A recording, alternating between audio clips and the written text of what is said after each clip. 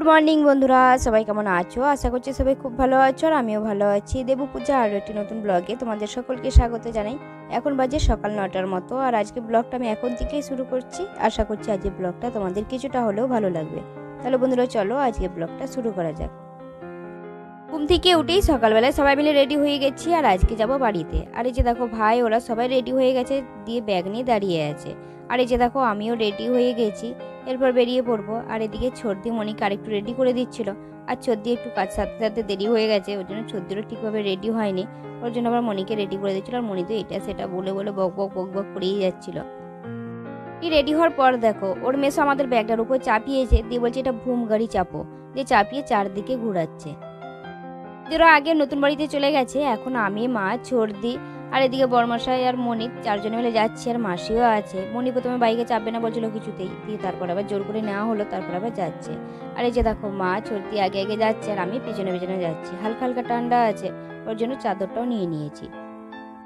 এখন আমরা নতুন বাড়িতে চলে এসেছি, এরপর খাওয়া দাওয়া করে নেবো। একবারে ব্যাগপত্র গুছিয়ে নিয়ে চলে এসেছি, নাহলে খাওয়া দাওয়া করে আবার যাবো, আবার নিয়ে আসবো ব্যাগপত্র, ওর জন্য একবারে নিয়ে এসেছি। আর আমাদের দিকে গাড়িও চলে এসেছে, ওর জন্য দেখো সবাই মিলে ঘিরে ধরেছে, সবাই মিলে কথা বলছিল। আর এই যে দেখো গাড়িতে চেপে পড়েছি আর সবাই রাস্তায় দাঁড়িয়েছিল, দিয়ে সবাই তাই গিয়েছিল, আমরা গাড়িতে করে আসছিলাম। আর একটা গাড়ি ভাড়া করে নিয়েছিলাম, অনেকটাই বড় ছিল সেটা। আর এদিকে বড়মশাই আর ভাই দুজনে মিলে বাইকে চলে গেছে, এতজন মানুষ বাসে করে যাওয়াও সম্ভব নয়, আবার বাচ্চাগুলো আছে, ওই জন্য একটা গাড়ি ভাড়া করে নিলাম। আর এই যে দেখো মাঝে মা, ছর্দি আর এদিকে কোয়েল বসেছে, আর মনি আছে, আর সামনে জামাইবু আছে। পিছনে দেখো বর্দি একটা সাইডে বসেছে, আর বর্দির সাইডে আবার ব্যাগপত্রগুলো রাখা হয়েছে। আর কত পরিমাণে ব্যাগপত্র দেখো, শীতকালের দিন তো ওর জন্য আরো বেশি ব্যাগপত্র হয়েছে।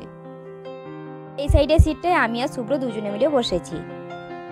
এখন আমরা সোনামুখী জঙ্গলে ঢুকে গেছি। আর আগের ব্লগে তোমাদের বলতে ভুলেই গেছি দিদির কোথায় বিয়ে হয়েছে। দিদির সোনামুখীতে বিয়ে হয়েছে, আর মাসিদের বাড়ি থেকে সোনামুখীটা প্রায় 1 ঘন্টা লাগে। মাসির বাড়ি থেকে বিষ্ণুপুর যাওয়ার সময় এই সোনামুখী জঙ্গল হয়েই যেতে হয়।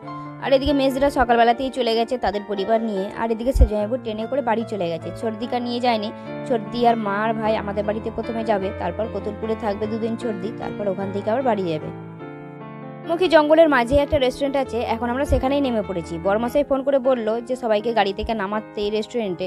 আর আসার পরে ছর্দি, বর্দি আর মা 3 জনে মিলে নামলো না, আমরা আবার সবাই মিলে নামলাম। আর তার সাথে বাচ্চা দুটো নেমে গেছে। আর এদিকে বড়মশাই আর ভাই দুজনেই চলে এসেছে।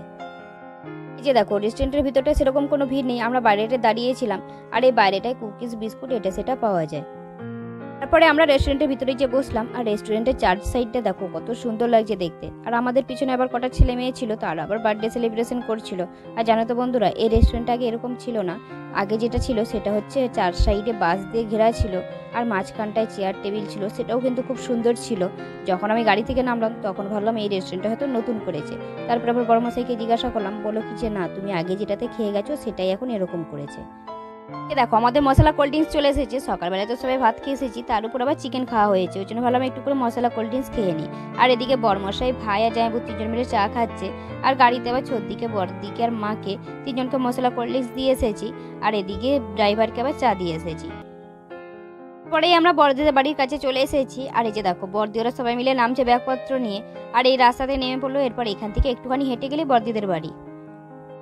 আমরা বিষ্ণুপুরে চলে এসেছি। আর আসার সাথে সাথে দেখো মনি আমার পুতুলটা নিয়ে খেলতে বসে গেছে, আর আমি এদিকে রান্না চাপিয়ে দিয়েছি, ভাত, ডাল আর ডিম ভাজা করবো।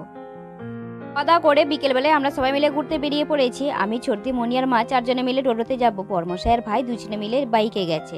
আর এদিকে দেখো মনি আর ওর মা 2 জনে মিলে এক সাইডে বসে পড়েছে, আমি আর মা একদিকে বসেছি। আর বিষ্ণুপুরে কিছুটা আবার ঘুরে দেখাবো, মানে সন্ধ্যা পর্যন্ত ঘুরে দেখাবো, তারপর আবার বাড়ি চলে আসবো। মন্দির দেখানো হয়েছে আর কিছু মন্দির বাকি রয়েছে। তারপর আবার 2টো পার্কেও নিয়ে গেছিলাম ঘুরতে।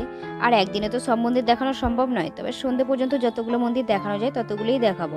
আর সবশেষে আমরা গিয়েছিলাম মৃন্ময়ী মায়ের আরতি দেখতে। বন্ধুরা চলো আজকে ব্লগটা বেশি বড় করছি না, এখানে শেষ করছি। আজকে ব্লগটা কেমন লাগলো অবশ্যই কমেন্ট করে জানাবে, ভালো লাগলে একটা লাইক শেয়ার করে দেবে। দেখা হচ্ছে খুবই শীঘ্রই পরবর্তী ব্লগে, ততক্ষণ তোমরা সবাই ভালো থাকবে, সুস্থ থাকবে। আজকের মতন টাটা সবাইকে।